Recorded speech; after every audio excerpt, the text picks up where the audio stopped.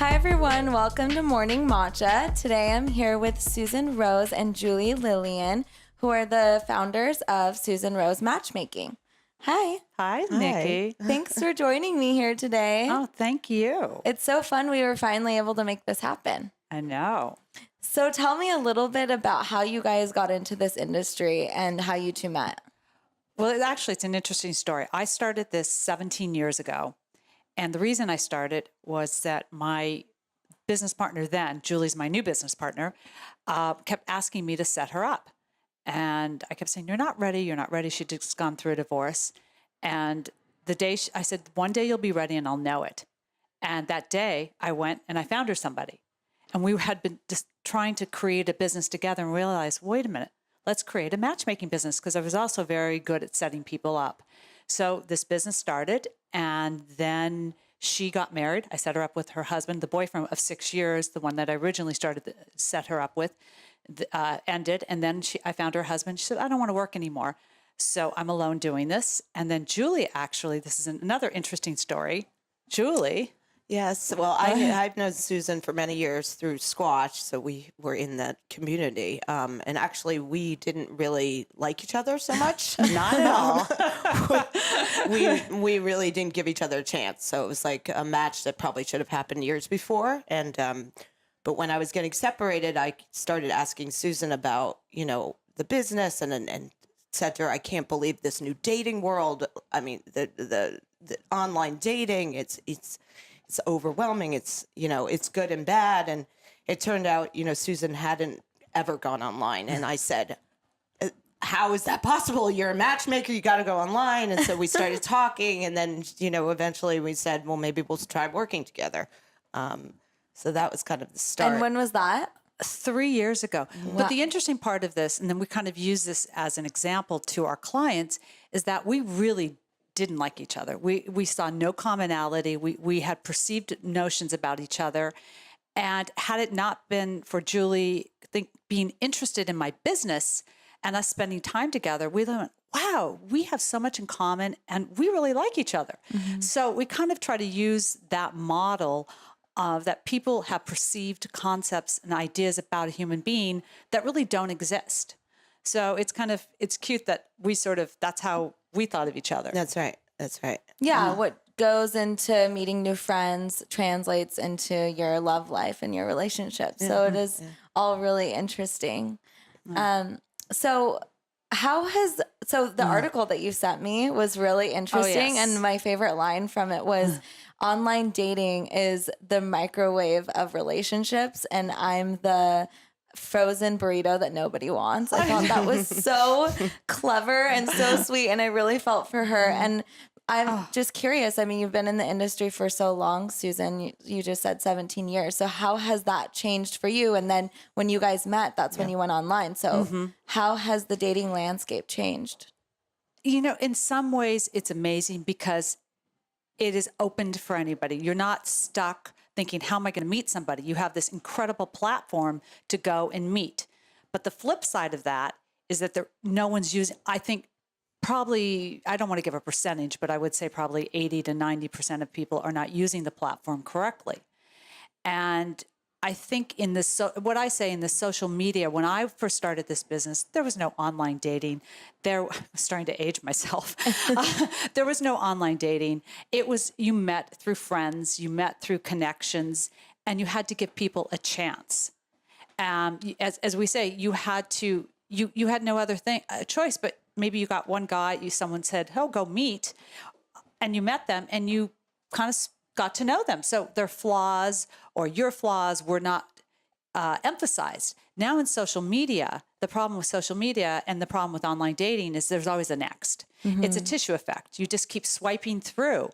And what social media has done is it's kind of, everyone's curated. Everyone has their Instagram that you look perfect, or you see that people are having these perfect lives, and that doesn't exist. Yeah. So online and social media has created no patience for people. We kind of call it there's a chemical effect actually that happens, and Julie was going to talk about that. Mm-hmm. Yeah, I mean, texting and swiping, and I've been there myself and our clients, and the ones who come to us that no longer want to do online. I mean, that you get kind of used to that, kind of becomes a high, a serotonin high Yeah, from totally. the swipe, from the text, from the next message, when it's really, when you step back and think about it, it's really not real. I mean, you haven't even, and kind of jumping ahead, but a lot of times people don't get on the phone before they meet. They're just texting back and forth. And, we feel like that's just not a way to kind of initially get to know someone. So it sets up this very hard dynamic. And, we want to say in a lot of ways, online dating is great. Right. Because you do have the choice and you do get to, meet a variety of people that you wouldn't normally get to meet. Yeah, I was going to ask you, well, so what you were saying for a second, it's like kind of the same thing, even if you're not online dating, Right. social media in general, like getting likes, getting more Right. engagement Exactly. gives you that high. So just, again, it translates to, I'm sure it's really crazy when you get validated or get that message and you just want more. Yeah, and you have 5 different men or women coming at you with messages. I mean, they say it's like a dopamine effect. It really is like that, how you get from running or from a drug. Right. And you just, it's kind of an addiction. Is there ever a time that you recommend online dating? Yes, we actually say to our clients, have you gone online? And some will say, no, I can't. It doesn't feel comfortable. So you never want to push somebody to do an online dating experience if that really doesn't feel well for them. But, a lot of people can't afford us. So let's be honest. So and for young people and people, you're really in your kind of the fullest demographic, we say definitely go online. We think it's a great platform, but how do you manage it? And what we found, which was fascinating, we do a lot of seminars. We did one for sort of a 25 to 40 group of women, and there must have been 60 women in the room, and all of them felt burnt out. They just said, I can't do this anymore. And we said, well, how do you screen? And none of them screen. So we said, well, wait a minute, you're going out 3 dates in one night, which is ridiculous. Oh my and gosh. We said, I know. So we said, well, why don't you have a little bit of a dialogue online, texting, but then say, I'd like you to call me, or can I call you? And all of them looked at us as if we said, by the way, we're going to go to Mars tomorrow. Yeah. And we said, wait a minute, none of you call? They said, I don't want to be on the phone. And we said, I think 88% of people prefer not to be on the phone. So right there, you have not screened anybody. You've only had this sort of fantasy relationship texting. So if this is really important to you, you want to meet somebody, why not get out of the box and set your own parameters? Yeah. So if that man or that woman wants to meet me, they will pick up the phone. If they don't, that's a sign they're not really interested.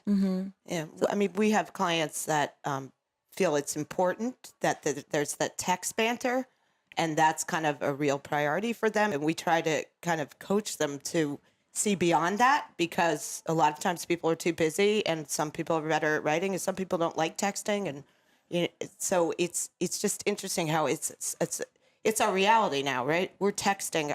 That's our life, with our kids, but in the dating world, we feel that that's a really dangerous way to set it up. And with this group Susan was talking about, I mean, none of them picked up the phone before they went on a date. So they don't even know the person's voice. They don't even, they're not having a real live conversation. Right. The little nuances that someone says, and you may not, someone said, well, I really didn't like his voice. I said, well, had you talked to him on the phone, you would have known that, and you would not have wasted your time. So the online dating is wonderful, but we think nobody is really kind of putting the time into figuring out how they want to do it. And there's massive burnout. You can't control what somebody else does. You can only control what you do. So we really emphasize for people who want to meet somebody, figure out what is right for you and follow that path. The article I sent you about online dating and the burnout, it's so sad, because it's really back to social media. It's back to expectations that we're supposed to be somebody. We really aren't. I think that we have such a lack of attention. We criticize. We're in a very strange period in life right now. There's a lot of, quote, fake news, sarcasm, snarly attitudes going on. And I think it's gone over, obviously dating is an online presence. So people are getting I think they're just angry and burnt out, and it's sad. Where's love? Where's romance? Where's that pit in your stomach? Like, oh, I have a second date with somebody. We see more and more people just dismissing right away. How can you walk into a room and look at somebody and say, I know they're not for me? It's almost impossible. Yeah. Well, if they're not for you, make a friend. They may have something interesting to say. And I would say even our clients put the wall up first. And so I think that we're all scared, and who wants to be vulnerable? I mean, I know you've been married a long, long time, but vulnerability is the scariest thing in the world. But it's also so beautiful because you learn so much about yourself. And that's so well said. Actually what I was going to ask you is, where does trust fall into this? And because I think sometimes in order to be vulnerable, you have to be a little bit more trusting in a weird way. And I think maybe being set up, you're more likely to be more trusting because you know that this person isn't a complete stranger. They might have, your back a little bit just because you know mutual people. Right. So, yeah, have you ever considered where trust plays into it? Or I have my own opinion on this. I don't know. You want to answer and I'll answer. Yeah, I mean, I think with trust, and I guess it relates back to something I was thinking of saying is, we always encourage our clients, if you went out on the first date and there were elements of it you liked, but you're unsure because you've only met the person once, to go out with them again. I mean, to do that, we have the 3-date rule. So in terms of kind of building trust, we say, continue to get to know them and do it in a way that's measured and thoughtful. And then, you start building trust because you can be set up with somebody through a friend who turns out, to be somebody you absolutely don't like. So, but it is tough because you're meeting total strangers. And what about having sex on the first date? Oh, well, that's a dream. Let's just get into it. Well, that's trust. That's trust. If you want to meet somebody, that's, to me, the worst thing you could do. Like a long-term relationship. Yeah. Right. And because it's saying, hey, I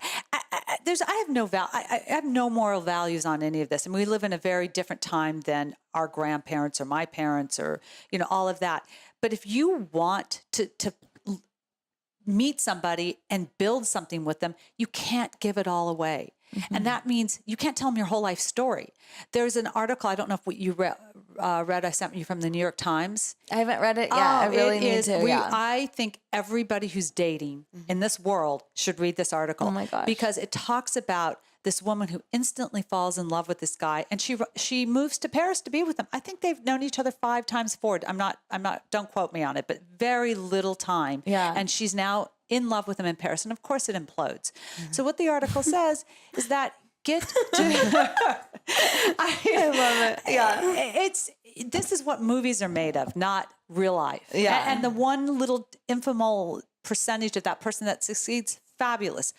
But really getting to know somebody, you have that unbelievable euphoric stage. And then you have the stage where you have to disagree. And how you disagree is really how you build the relationship. That's the true relationship, the disagreements.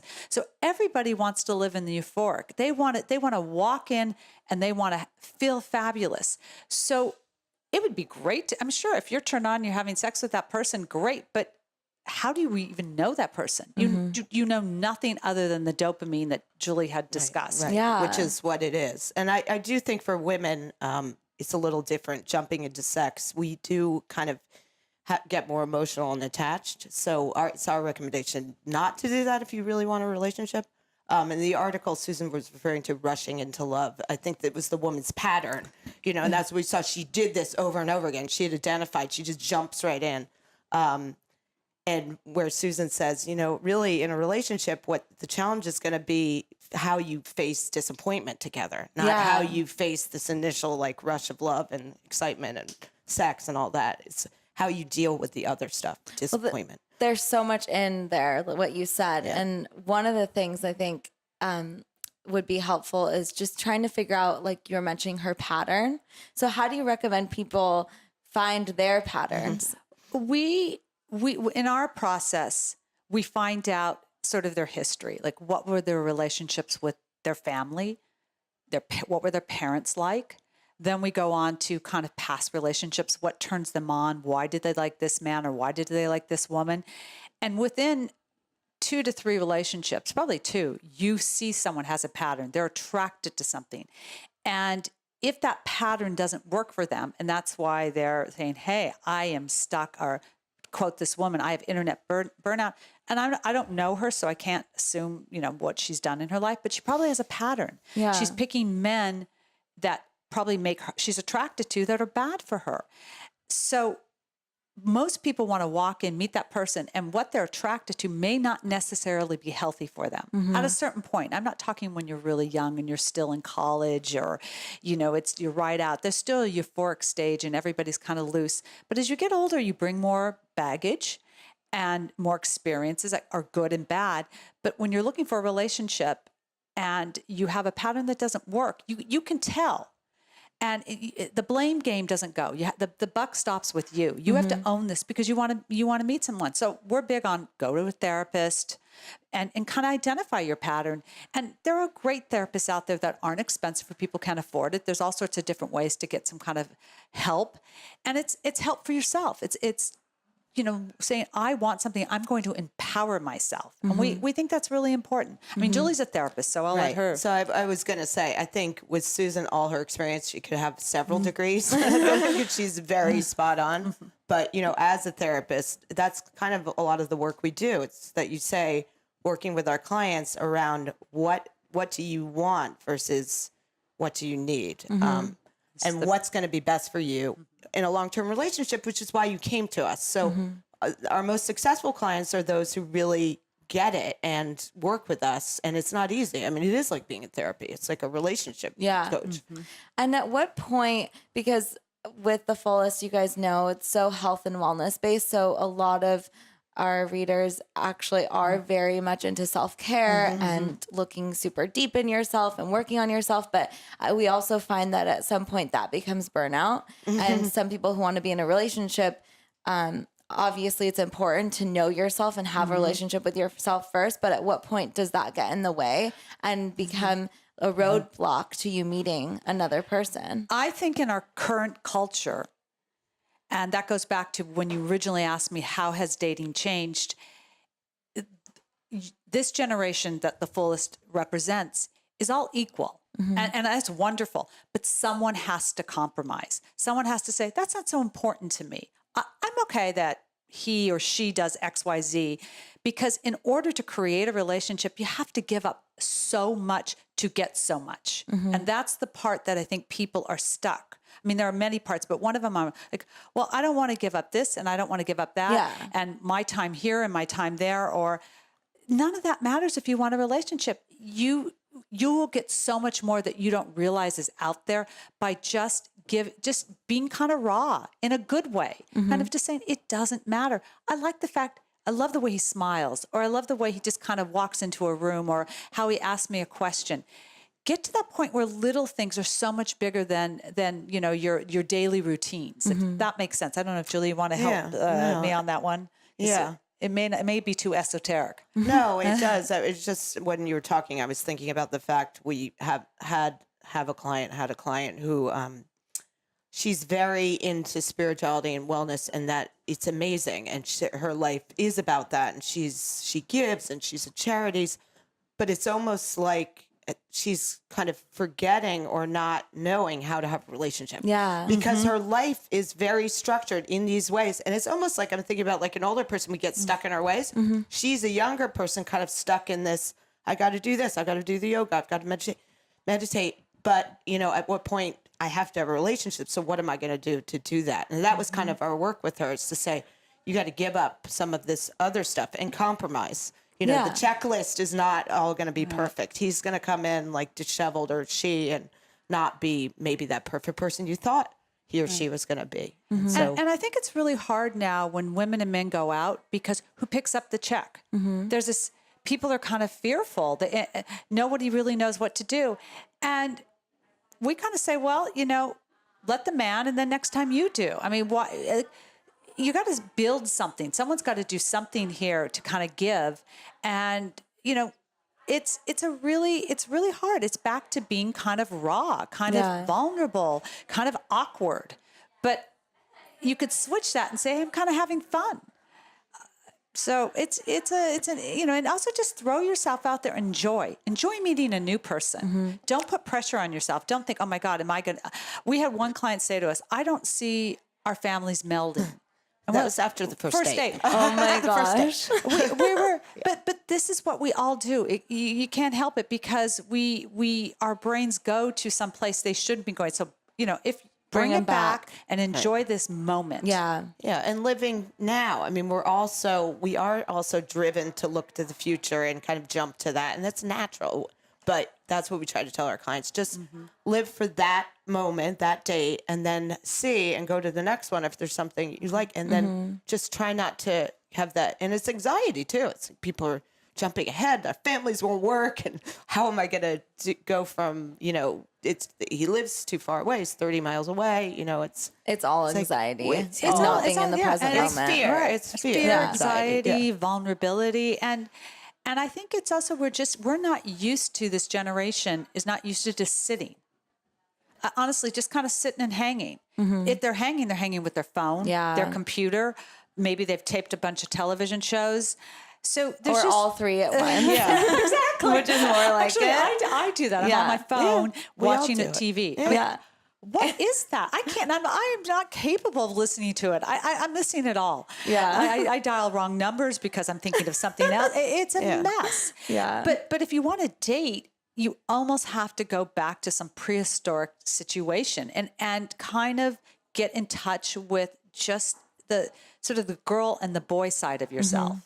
I think Susan was saying she often goes out now and doesn't bring her phone, which made me pause because I said, how she's can I do horrified. that? I'm guilty of it. I mean, I said, I have my kids and my parents and, but to leave the house without your phone, you kind of feel naked. I mean, totally. I have panic when I misplace my phone like 3 times a day.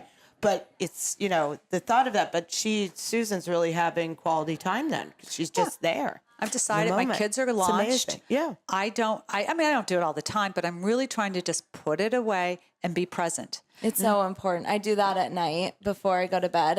I make sure my phone's not in my room because I don't want to go to bed with my husband, me on my, having both of us going on our phones, scrolling through Instagram before we go to bed. It's not fun, not intimate at all. But can you imagine this person who's 27, has the job that they're really proud of, their friends or some are in relationships, some aren't, and they want to be in a relationship, but they are addicted to all of the social media and they see all this incredibly curated, as I said before, perfect life, which none of us, reality is it does not exist.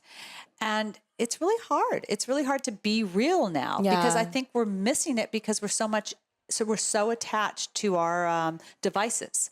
But also, I think we're also craving it so much more because we don't have it. So hopefully we can be present enough to see it when it hits us in the face or when we're in the moment, which takes me to a friend of mine was just telling me one of her dating stories. Well, let's hear it. And they actually haven't spent time together, just the two of them yet. It's been in a group, but then he stayed the night on her couch a couple times. But she was just telling me, I've heard all of her dating stories. Basically, the only thing I know about dating is through her because I've been in such a long-term relationship.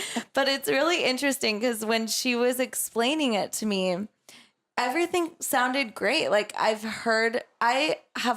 think I'm pretty intuitive and I can tell. You're very I have a good intuitive. bullshit barometer. But she was like, he was saying all the basic things to get me to think he really likes me. He was telling me I'm beautiful. He was telling me all these things. And I was like, honestly, I think this person seemed genuine. But I understand, you've been in situations where maybe people are just saying that to get you to do things that you don't want or to trust them more. So how can someone I guess, what Gauge. is the Yeah. the gauge. But you know what? None of us have a perfect road. You don't know unless you walk through. So let's say this friend of yours he's been on her couch a couple of times, which I don't understand why, but okay. But she's gone on 2 dates with him. Yeah, basically. Okay. Hung out Together twice. or as a group? As a group. Okay, so now she could even say, you know what? Well, you and I need to go out one night together. Wouldn't that be fun? If he can't, is he stuck or is he asking and she's not hearing? He really is into her. Then she needs to bite. Is she interested? She is too. Okay. But I think she's just taking it slow because she's been burned. Which is perfect. Yeah. Which is perfect. But at some point you can't be stuck too. They need to have a date together. Yeah. Right. And not her cooking or not him cooking. They need to go out. Go out and just be and she needs, it sounds like he has given her enough indication he likes her. So maybe she needs to say, well, it's time to, why don't we go out on a date? Yeah. Or just go out and have dinner together. You don't even have to use the word date. But I want to go back to like the trust part of it. Well, that's where I'm sorry. I got kind of, trust is how much you're willing to give of yourself. Yeah. Okay. So she doesn't trust him maybe based on her own past experiences, it sounds like. Yeah, exactly. Okay. She has to go gradually through this process, but she also has to say, I can give this much up. I can give that much up. But she has to realize that it's hard for her to do this. So make sure that she does it and doesn't pull back. Because if she trust is something that you spend time developing. Yeah. I would say from a therapist's perspective, it does sound like she might need, I don't know if she's in therapy, but she sounds very kind of fragile, not even vulnerable, like more even fragile. So if that didn't work, and I agree, go step by step, the next step is to have a one-on-one with him. Because then, without that, how do you know whether you're going to start trusting him? Right. But she just needs to get to know him. Yeah. That's it. And go at her speed and her ability to trust. Yeah. You could be with someone for 3 months and all of a sudden they turn to you and they say, I'm not in this. You just don't know. And you have to feel, I guess the key, at least I would say, is to feel really strong about yourself and value yourself. That's part of dating. It's okay. Yeah. I'm going to mourn that the fact that person didn't like me, but I'm not going to let them bring me down because they didn't like me. If they didn't like me, that's their problem. And that's what people need to realize is that you have a lot to offer. And because of the internet, you have an enormous choice. It's under your control to do this, but do it in a healthy way. We call it 3 E's. We say, are you emotionally available? Well, we'll use this woman, for example. Yeah. Is she emotionally available? You know her. Do you think she's emotional? I think so. Okay. So what does that mean to her? Does she want, how does she see that landscape? Is she willing to be vulnerable? Is she willing to take a chance? Okay. So she knows that about herself. She says, I want to have a relationship now. So at this point, she's there. Okay. So our next E. Yeah. So the next E is exclusive. Do you want to be exclusive? And that's kind of the next step in your dating life. Once you start dating and then you mutually agree you want to be exclusive, because that's another serious step. Does she want to be with this man or anybody else? So we ask our clients who usually are ready for that. Yes, they want to just be with one person. And it sounds like she wants an exclusive relationship. Yeah, okay. I think my friend definitely does. But I know a lot of, this is like, I know there's a third E, but I'm going to interject here. I've also heard of people mutually agreeing to be in a polyamorous relationship. Yeah, but they mutually. That's the key. Yeah. Everything is, don't be afraid to discuss things with people, but take it in, like if you just meet somebody, don't be heavy with them. I think people get so bare and raw right away when they meet a man or a woman. You know what? There's a little mystery.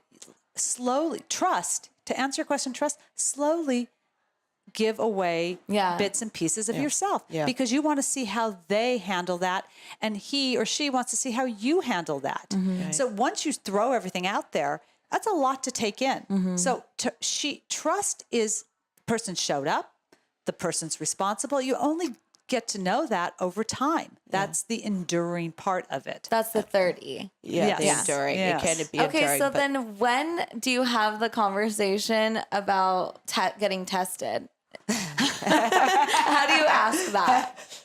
Well, that's with the I mean, I think that's what the exclusive part. If you're going to start being exclusive and you know that you're not dating around, then, or using protection. Well, when you want to stop using protection. When it's really when you stop using protection. But we also say back to, and we'll get back to that, the exclusive is we do recommend people kind of focus on one person at a time, because in this world of crazy ADD dating, it's hard to do that. And like we're talking about our phones, so kind of focus on that person. It doesn't mean that's going to be this long, it could not work out, but it's better to do that. And, with the protection thing, I think, for all the single people out there, there's a responsibility. You got to talk about it pretty soon.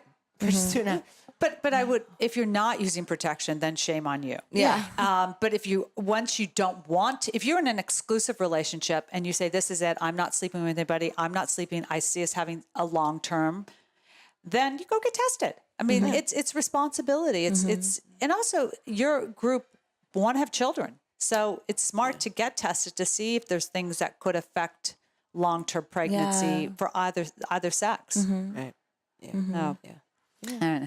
Okay, so once you have a relationship, this makes me think of building a website, because that's where I'm coming from. I'm like, okay, so after you build the website, you need monthly maintenance. So once you have the relationship, then how do you how do you continue to develop that? Do you guys help your clients with continuing to develop their relationships if they need help? Or with us, what happens is they kind of they come to us, and it's usually about, I would say it's usually about 4 to 5 months. People kind of know, hey, this has real possibility.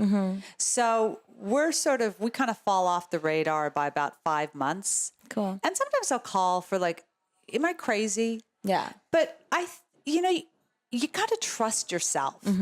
And if you're in a relationship that really feels good, then you're going to have to walk through potential pain or gain. Unless you just say, hey, I like this person and I'm going to have to go through it. Nobody likes to feel vulnerable. That's back to the beginning. So, they're happy. And if there's problems, hopefully they have someone to turn to, maybe a therapist, or they kind of just talk to themselves. Or as this article in the New York Times says, communicating with the person you're in a relationship with is very important. You have to discuss things to grow. Yeah. And if they're with someone who is incapable of discussing, that's a huge red flag. This is not good. If this person can't hear me, how am I going to grow with them? And me doesn't mean I need to be, validated. We need to talk, and we may not agree, but we're talking through things.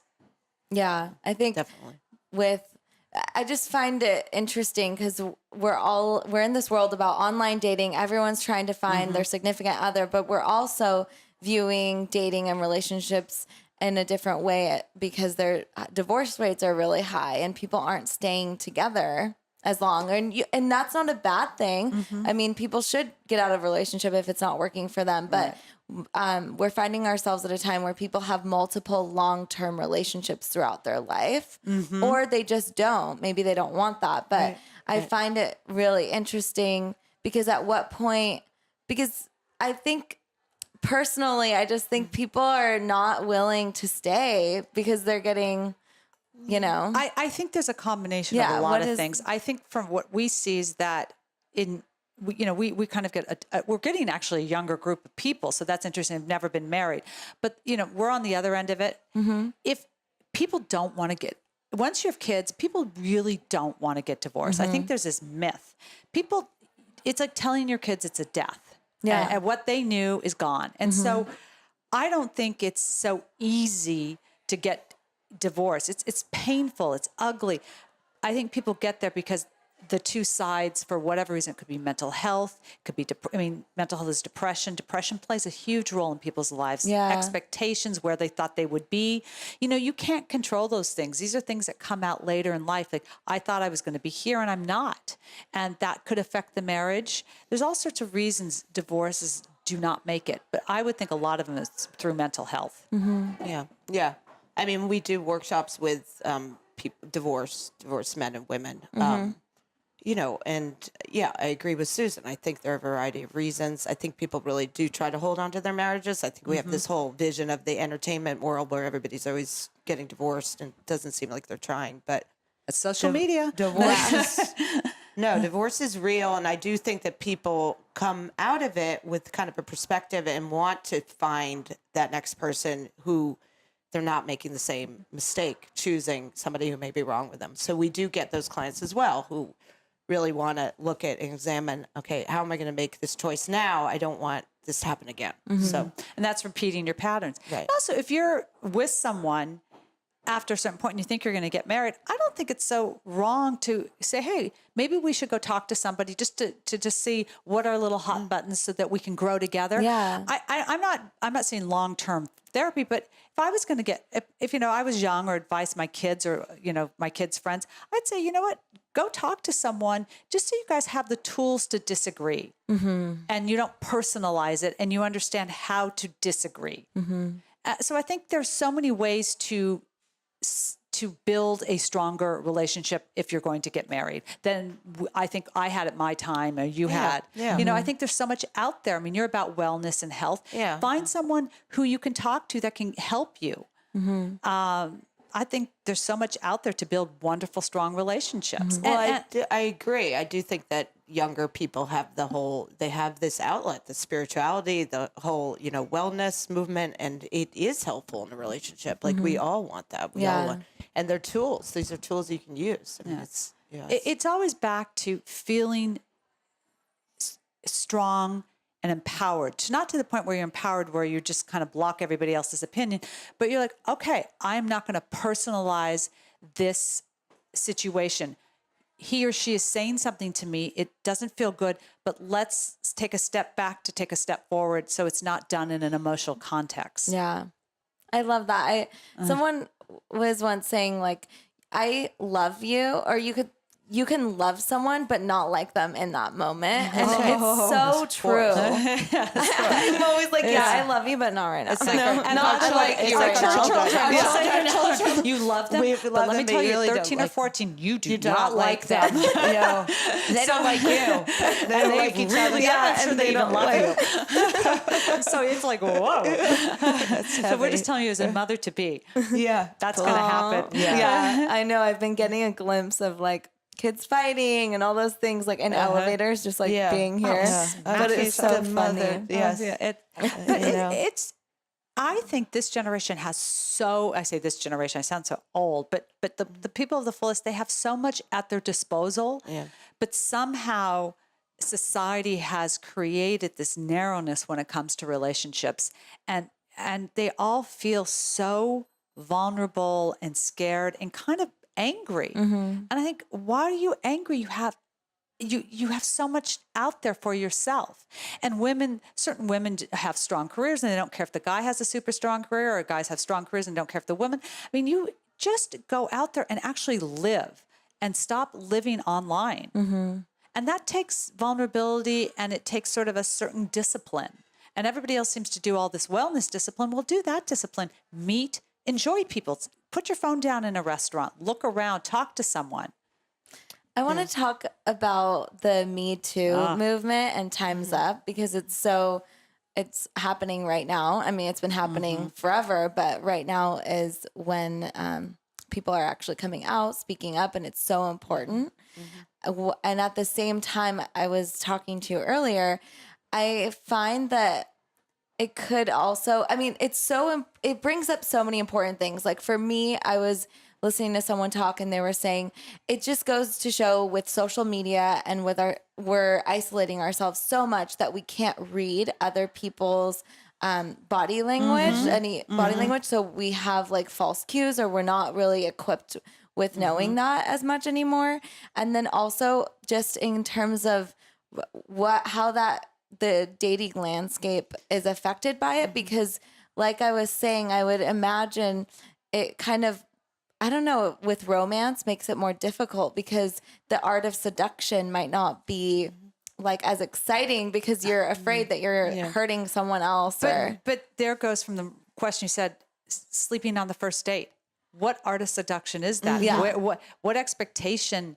Why would, I mean, if you're going to go sleep with someone on the first date, it's sex. And it may not be good for you. It may be great for you. It may not be good for one of it's just, you don't know this person. It's pure sex. And as for example, the woman we were talking about, the one with the comedian, what is his name?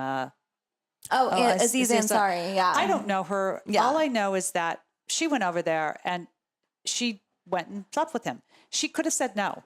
And so maybe she felt in her head, and that's sad. If she felt in her head that she had to go do this and she felt pressured in her head, she really needs to ask herself, wait, why am I feeling that way? Do I do this in other relationships? Like that's potentially a pattern. I don't know her, so I don't like to say something I really don't know. Yeah. But if you didn't feel good about that, why do that? So as for our clients or for this group of people, do this when you're ready. It's actually, why not, like, it should be like at a point where you both kind of like excited, like there's, and you plan it, and not where like, okay, you plan it with romance. You kind of say, okay, I think tonight is going to, like, let's be intimate tonight. I mean, how exciting is that? Like, you're ready. It's kind of like you're having a build up.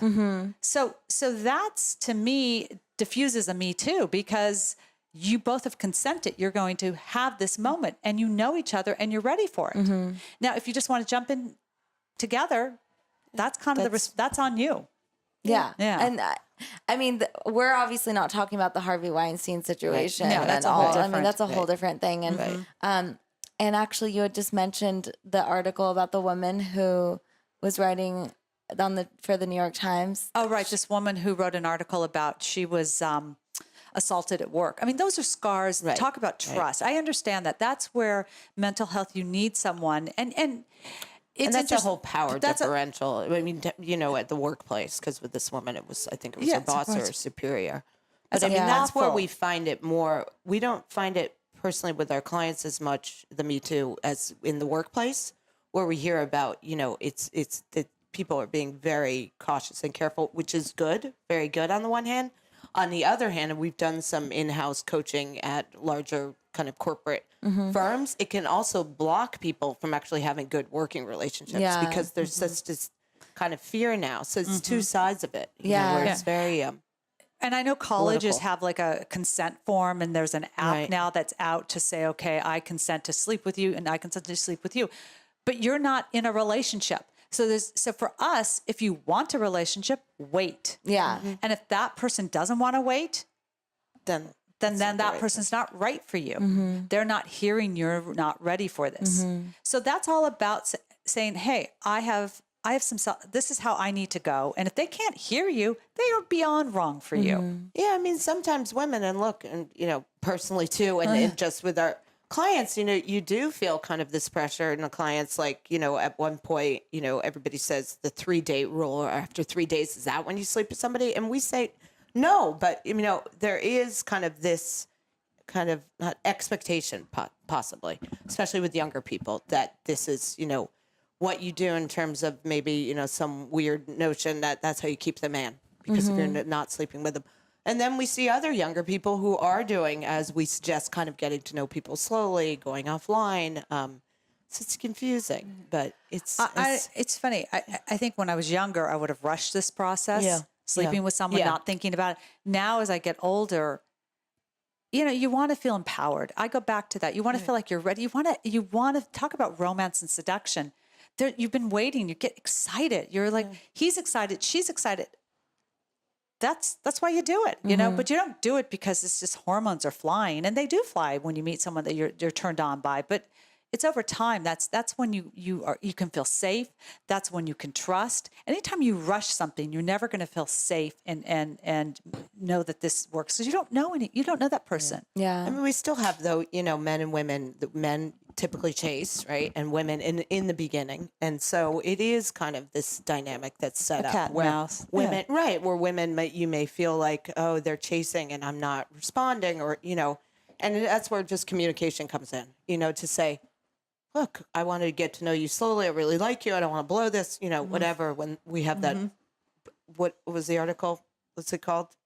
the New York Times one where she jumps in, rushing she's got into the love. rushing into love. Yeah. Right. Where she kind of feels like that's what she has to do, or just is so exciting that she goes off and it doesn't work. It implodes every time. So. Right.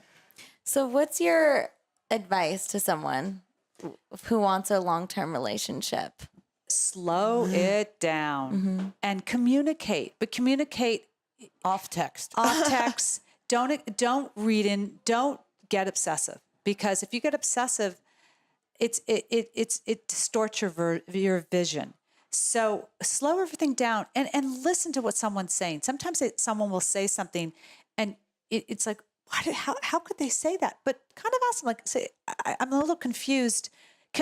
Can you tell me what you said? I'm not sure I understood. Feel like, get to know somebody. Slow everything down. If you want to meet somebody, it takes time in this new world. And it wasn't so 20 years ago, we slowed things down. Now you have a burnout of a bunch of young people saying, I'm just burnt out, I can't do it, because they're rushing. They're going so fast, and they're not being selective. They're fantasizing, and they're not living the reality. Yeah. I mean, we have younger people who are, out on dates with the one person and they actually like them, but then that person goes to the bathroom and then they're looking at their Tinder account and swiping. Oh and my so, gosh. they're kind of not really there. They're not really in it. So another piece of our advice is, slowing it down and kind of focusing on that person. If you like them, give them a chance. Don't just dismiss it. Don't just go back to your Bumble app after and, start chatting with someone else because that first person isn't available. And look, everybody's done that. And someone may have a little anxiety, so they over-text, and you might not be the one that wants to get all the texts, or you might be the one that wants to get the text. So when that doesn't happen, have a little conversation about that. And so let's just hypothetically say your friend, we'll use her, the gentleman that she's interested in is a big texter and she's not. She needs to say to him, you know what, I really think you're interested in stuff, but during the day I can't really text. It's not my thing. I hope you're okay with that. Or vice versa. So it's all about communication. We are not in a Hollywood world. We are in a real world where people have different ways of acting. So, communicate that this is not working. That doesn't work for me. But that doesn't mean you're rejected. Doesn't mean you're rude to them. We have to get to know one another. There's so many devices to talk. Do what's good for you with a bit of opening to understand them. Yeah. Beautiful. Well, thanks you guys. It was so nice to spend this day with you and be here at the Wing together. I love the Wing. And finally get this podcast in. I know. Thank you, Nikki. Nikki. You look beautiful. Thank you. Love you guys.